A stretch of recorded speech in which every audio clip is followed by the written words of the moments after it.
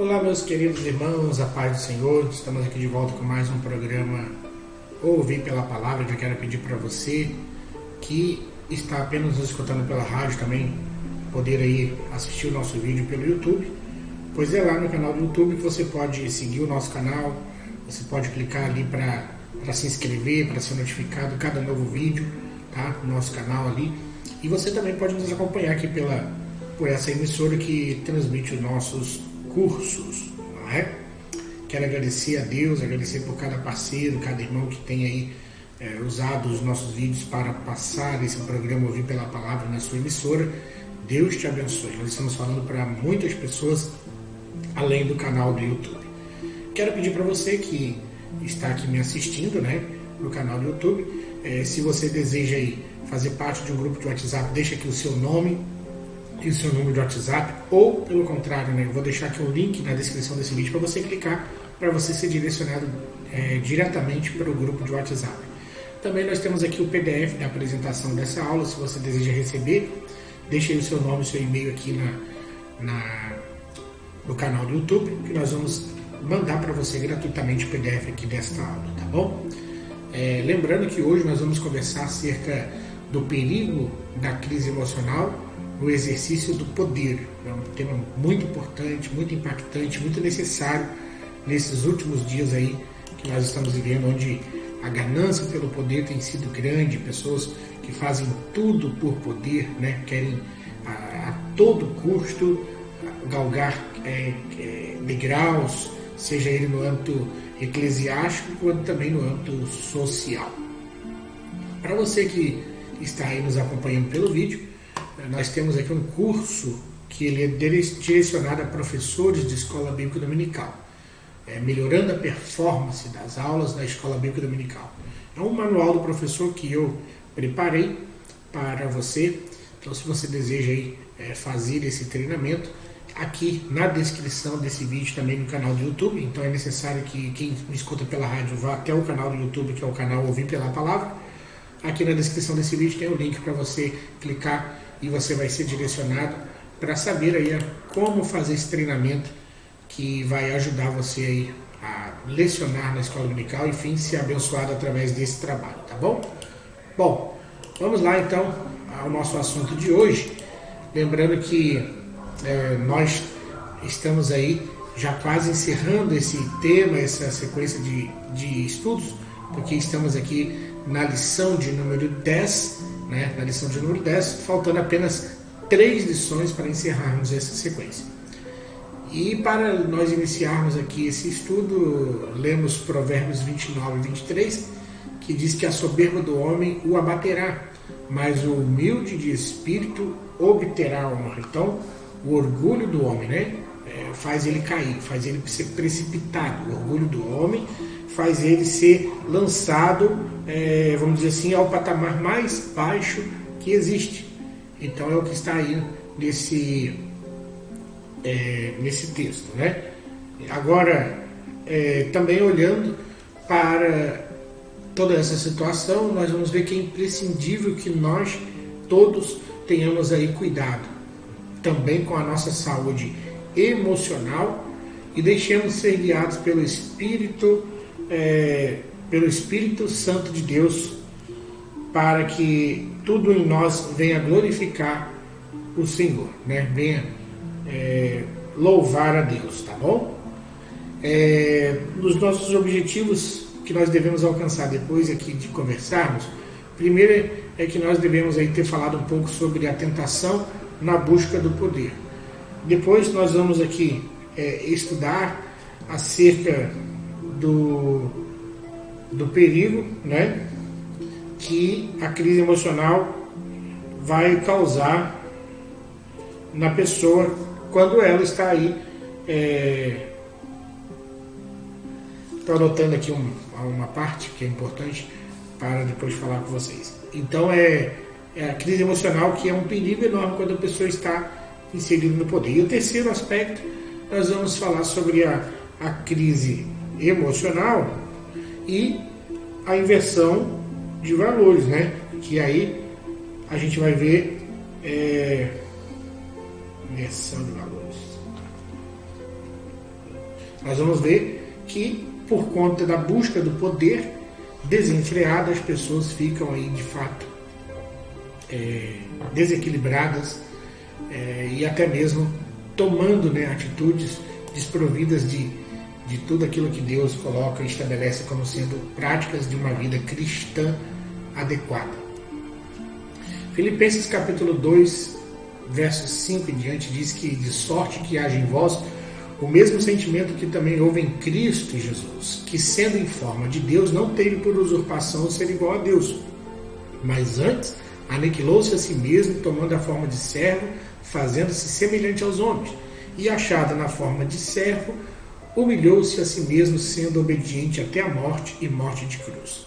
Pelo que Deus o exaltou soberanamente e lhe deu um nome que é sobre todo nome, para que ao nome de Jesus se dobre todo o joelho dos que estão nos céus, na terra e debaixo da terra. Então nós vamos falar sobre essa grande tentação que é a busca pelo poder e o desejo de conquistar. Tanto o poder, né, e a glória e o desejo de conquista, eles andam juntos, né, e a qualquer preço as pessoas buscam, ainda que passando por cima, às vezes, da sua saúde emocional. Então nós vamos falar sobre a origem do poder sobre aquele que o detém plenamente, que é o único que possui o atributo de onipotência, o Deus todo criador, né? Esse Deus criador de todas as coisas.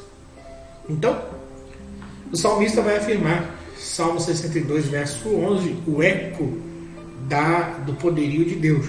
Ele diz assim: uma coisa disse Deus, duas vezes a ouvir, que o poder pertence a Deus. Então Deus disse uma vez e eu ouvi duas. Por quê? Porque deu eco. Para ficar gravado, para ficar lacrado no nosso coração, que o poder somente pertence a Deus e mais ninguém. Então só Deus tem o poder de criar, de preservar as coisas, de governar, de salvar, de julgar, de livrar, de destruir. Então só Deus é onipotente. Então dele, do próprio Deus, emana todo o poder e deriva todo tipo de governo. Também o próprio salmista afirma que nesse verso tão interessante que ele diz: tua é, Senhor, a magnificência e o poder e a honra e a vitória e a majestade, porque teu é tudo quanto há nos céus e na terra. Teu é, Senhor, o reino. Então a gente vê aí o salmista Davi fazendo essa afirmação no primeiro livro de Crônicas, capítulo 29, verso 11. Só a Deus pertence o poder. Então o homem ou mulher nenhum pode ter o que só Deus tem. Em vão é o homem buscar para si aquilo que é somente atributo de Deus. Deus, ele detém todas essas questões. E nós vamos encontrar também nas Escrituras, lá no livro do profeta Daniel, as seguintes palavras: seja bendito o nome de Deus, para que todo o sempre, porque dele é a soberania, a sabedoria e a força. Ele muda os tempos e as horas, ele remove os reis, estabelece os reis, ele dá sabedoria aos sábios e ciência aos entendidos. Ele revela o profundo e o escondido, conhece o que está em trevas, e com Deus mora a luz. Então, vejamos que poder magnífico, que poder intangível ao homem. Esse poder absoluto foi dado a Cristo. Pessoa humana alguma tem esses atributos. Só Deus possui essas qualificações, essa majestade poderosa, só pertence a Deus. O Senhor Jesus, depois de ressuscitar, que é o que ele diz: é-me dado todo o poder. É-me dado todo o poder no céu e na terra. Então, o poder que criou o mundo, o poder que revelou aos seres humanos o Cristo, o poder que prometeu a salvação, isso está em Jesus. O poder que se fez carne no Verbo de Deus, o poder que suporta todas as coisas e é obediente até a morte e morte de cruz. poder que ressuscita o filho 3 dias após a morte, poder que entroniza Jesus, dando-lhe o nome que está acima de todo nome. Então o cristianismo existe pelo poder de Deus, poder esse que criou tudo, poder esse majestoso. O Senhor Jesus, ele recebeu esse poder. Então, nenhuma pessoa humana é capaz de tê-lo.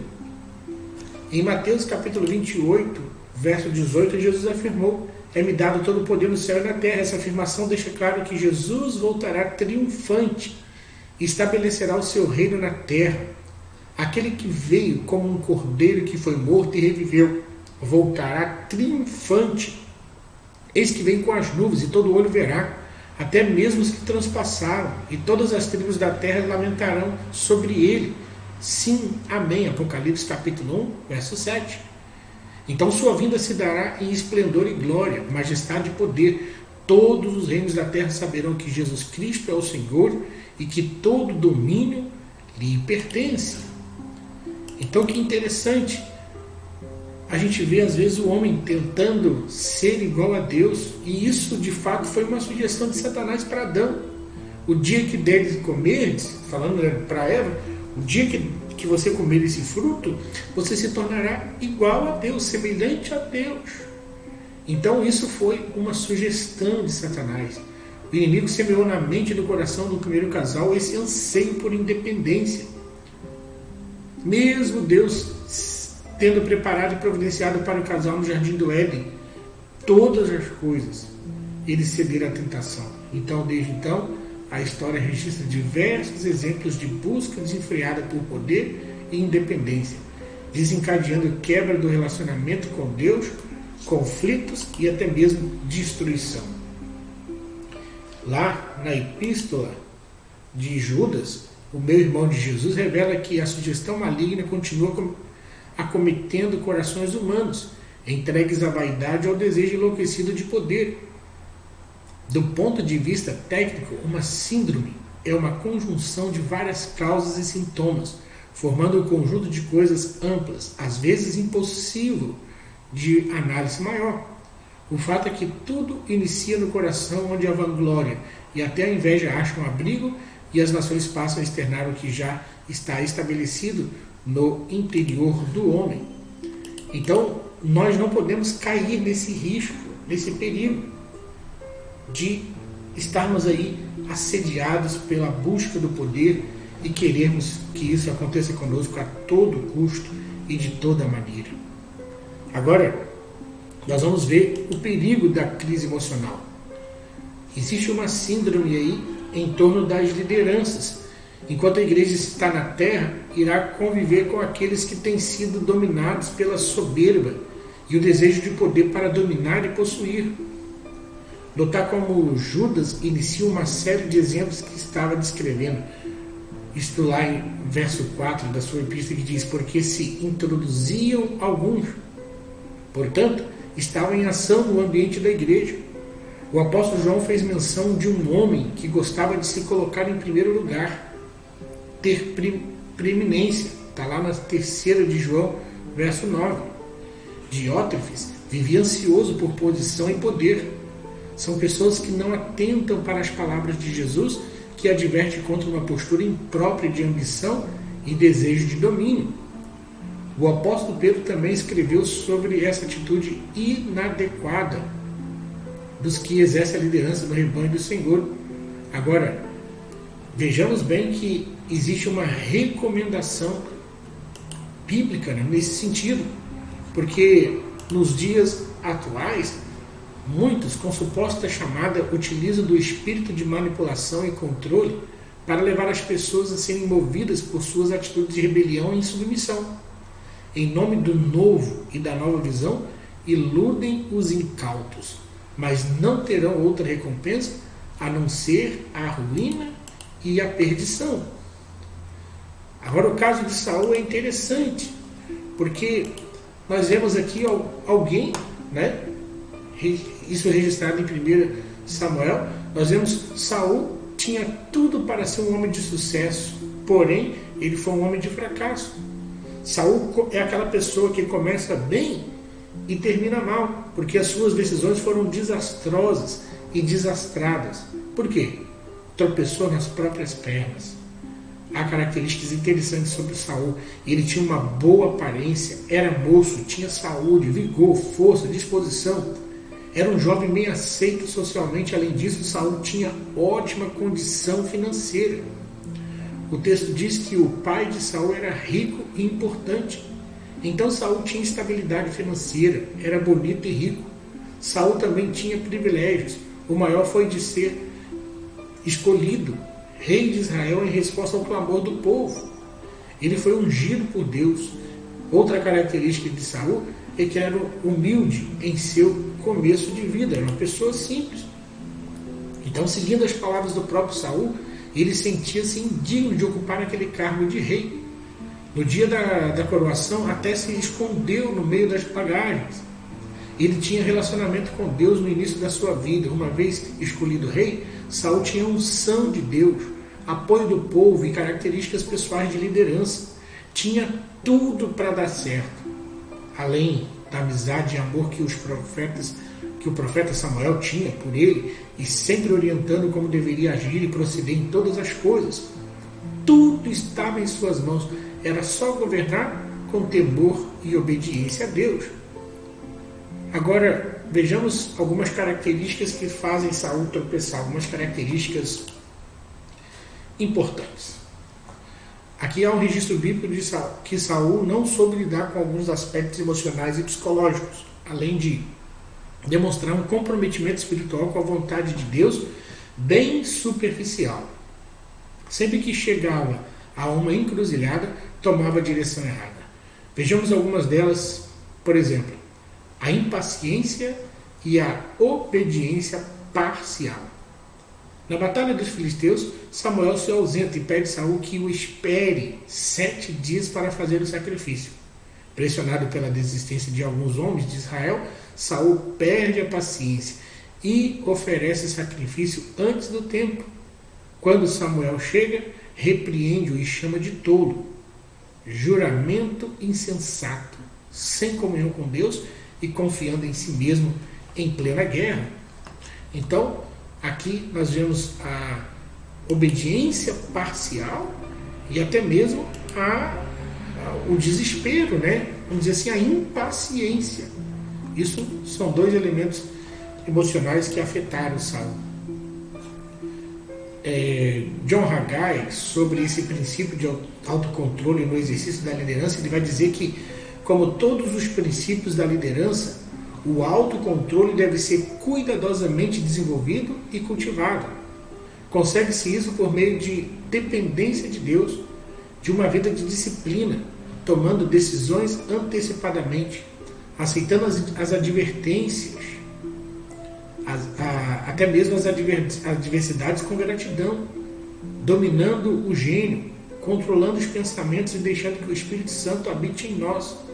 Então, o domínio do Espírito Santo possibilita o autocontrole que Deus exige de nós e de que precisamos para que tenhamos aí uma liderança boa, para que tenhamos uma liderança de sucesso, para que o nosso trabalho seja aí, de certa forma, abalizado por Deus. Agora, vejamos a crise emocional e a inversão de valores. As consequências são inevitáveis. Gálatas capítulo 6, versos 7 e 8 diz: não erreis, porque Deus não se deixa escarnecer. Porque tudo que o homem semear, isso também ceifará. Porque o que semeia na sua carne, da carne ceifará a corrupção, mas o que semeia no Espírito, o Espírito ceifará a vida eterna. Então, desta lei, ninguém escapa. Sendo assim, requer da nossa parte uma constante vigilância quanto ao que estamos semeando, qual tem sido a nossa semeadura.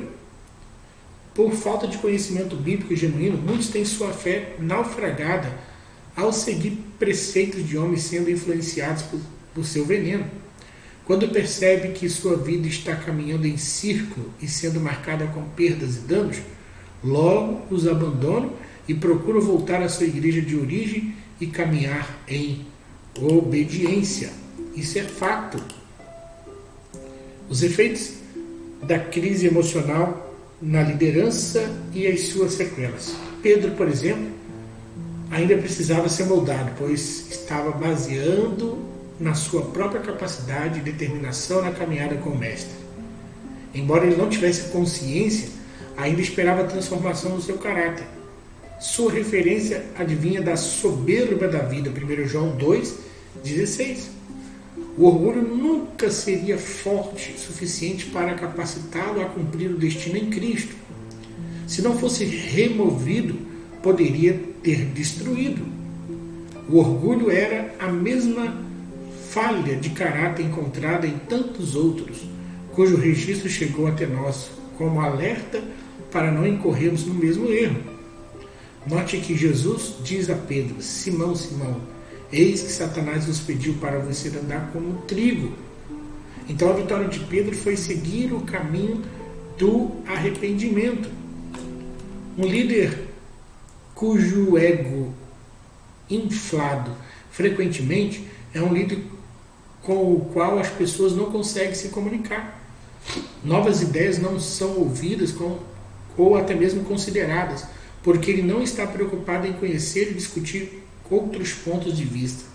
Nesse cenário, a comunicação fica mais verticalizada e o líder mais inacessível. Como resultado, há menos engajamento e colaboração dos envolvidos, o que prejudica o trabalho da equipe. Liderar também significa aprender de maneira colaborativa. Tem gente que acha que liderar é só ele mandar, só ele fazer. E liderar é muito mais que isso, é a capacidade que você tem de ouvir e tomar as decisões corretas diante daquilo tudo que você apanhou de conhecimento. A falta de saúde e o equilíbrio emocional prejudica aqueles que têm vocação. A Bíblia diz em 1 Timóteo 3, versos 4 e 5, que quem governe bem a sua própria casa, tendo seus filhos em sujeição como em toda modéstia. Porque se alguém não sabe governar a sua própria casa, terá cuidado da igreja de Deus? Aí diz mais, olha, em 1 Timóteo 5, versos 1 e 3. Não repreendas asperamente os anciãos, mas admoesta-os como a paz. Aos mancebos como a irmãos, às mulheres idosas como as mães, às moças como as irmãs, em toda pureza. Honra as viúvas, que verdadeiramente são viúvas. Então, sem equilíbrio e temperança, as credenciais do obreiro para nada servirão. Se suas ações em casa não demonstram isso, ele estará fatalmente reprovado. Quando nós olhamos para Romanos 8,14, iremos encontrar a seguinte citação: porque todos que são guiados pelo Espírito de Deus, esses são filhos de Deus. Podemos ver claramente que os filhos maduros e equilibrados emocionalmente são aqueles guiados pelo Espírito de Deus. Os imaturos têm menos probabilidade de ser e até seguir a liderança do Espírito de Deus. Com muita frequência reagem emocional ou intelectualmente às circunstâncias como se deparam. Ainda não aprenderam a agir apenas sob a liderança de Deus. Precisamos permitir que a verdade penetre em nossa vida se quisermos crescer e amadurecer. Essa é a grande questão. Crescer e amadurecer. Então a relação entre poder e saúde emocional vai merecer uma atenção especial do servo de Deus. A receita contra isso é a dependência da boa, agradável e perfeita vontade de Deus. É pensar com moderação acerca de si mesmo e viver uma vida em paz, e não se deixar levar pelo orgulho e pela tentação de poder. Tá certo? Vamos ficando por aqui. O meu muito obrigado a você que me ouviu pela rádio, a você que me segue aqui no canal. Deus te abençoe. Se você ainda não se inscreveu, inscreva. Clica aí no botãozinho para dar aquele like, escreve um amém, deixa o seu telefone para você entrar em contato comigo. Enfim, reage aí, tá bom? Deus te abençoe. Se Ele nos permitir, nós estaremos aqui para mais um encontro do nosso programa Ouvir pela Palavra, que vai através dessa emissora e através do nosso canal no YouTube Ouvir pela Palavra, tá bom? Forte abraço, Deus te abençoe e até o nosso próximo encontro, se Ele assim nos permitir.